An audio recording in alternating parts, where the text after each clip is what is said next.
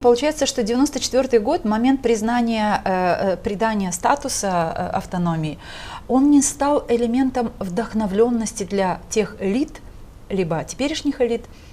То есть праздники празднуются, даты отмечаются, время идет, а не укрепляются корни, не создается, не укрепляется вот этот фундамент. Или он вообще, как уже тут говорили, не сформулирована национальная идея, потому и дом не строится. Так она просто, ее формулировали-то неплохо в этом дискуссионном клубе, да, Гагаuz Халкы, насколько я помню.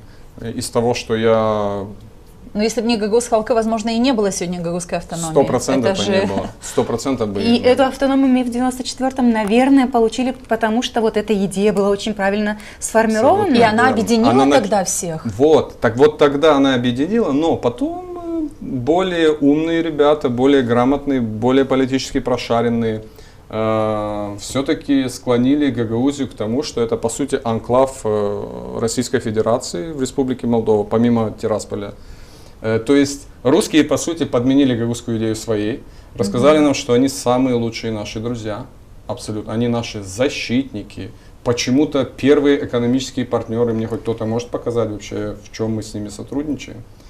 Не суть, но люди в этом особенно уверены. Что Россия является главным экономическим партнером главный Гагаузии? Экономический, политический, вообще вот просто, по сути, свет в конце туннеля. Вот. И как бы сложно тут уже говорить о какой-то гагаузской идее, когда ты защищаешь, по сути, русский мир.